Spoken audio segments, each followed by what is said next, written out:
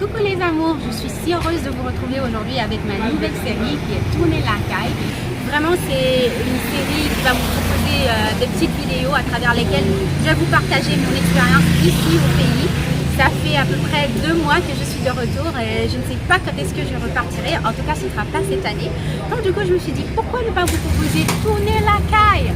Vraiment à travers ces vidéos je vais vous faire expérimenter mes aventures. Vous allez ensemble avec moi visiter des endroits magnifiques. On va rencontrer des gens géniaux. Franchement, j'ai trop hâte de tout vous partager, quoi. Et je vais aussi vous partager mes frustrations et mes défis, les défis de mes quotidiens. Parce qu'en fait, comme un ami à moi, ils le disent toujours, Haïti, c'est tout et son contraire. Et donc, je n'ai aucune intention de vous vendre des rêves. Je vais vous présenter la réalité telle qu'elle. Ou du moins, c'est ma réalité. Cette petite série se fera en franglais et créole. Franglais, je dis oui, franglais parce qu'en fait c'est la langue que je parle le mieux.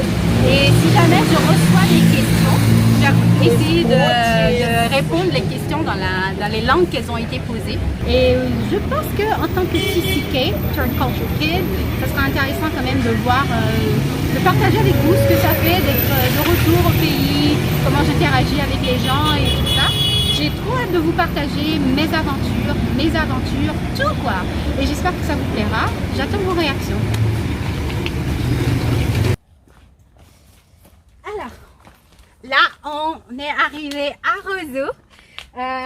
On s'en va à Malibu. Malibu, c'est une magnifique plage que j'avais vue sur la page de Welcome to Haiti.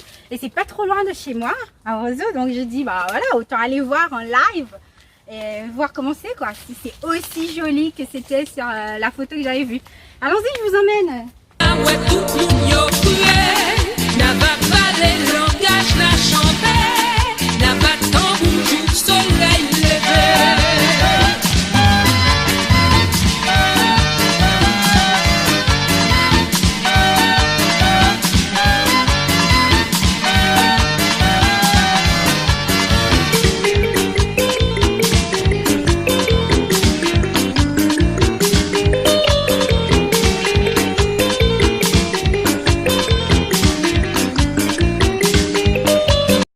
Qu'est-ce que je fous au pays? À la base, j'étais venue voir mes 2 nièces. J'ai 2 adorables petites nièces. J'étais venue les voir. Ah j'étais venue les voir et tout. Et puis, je sais pas, je suis tombée en amour avec elles. Je les aimais déjà, mais encore plus quand je les ai vues. Et je me suis dit, je peux pas partir comme ça. Je veux rester, je veux contribuer à leur éducation. Et c'est la cause principale de mon retour.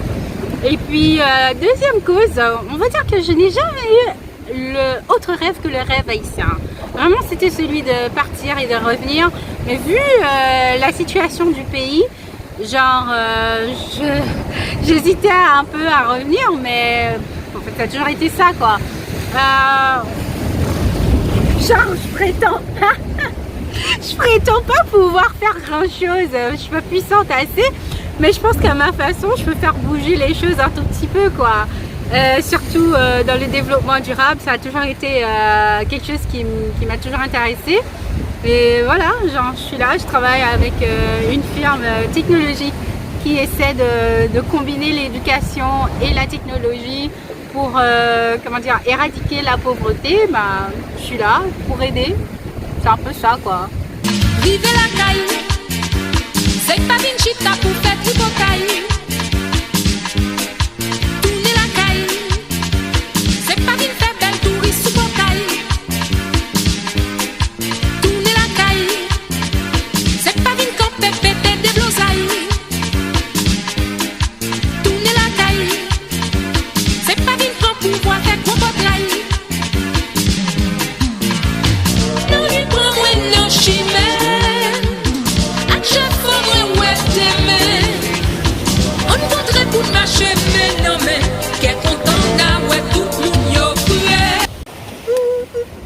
Et des fois, on a tendance à revenir au pays pensant qu'on on sait comment on va changer les choses. Voilà, il Haïti a besoin de gens compétents, ici, ça. Bah, après, on arrive, on n'a pas une stratégie, on n'a pas une équipe et tout ça. J'ai des idées, mais j'ai pas vraiment une stratégie bien définie. Et Haïti, je pense que si on vient avec une stratégie, depuis l'étranger, on va échouer. Parce qu'en fait, c'est mieux d'être là, d'écouter, de travailler avec ceux qui sont déjà sur le terrain et puis de voir comment on peut faire bouger les choses.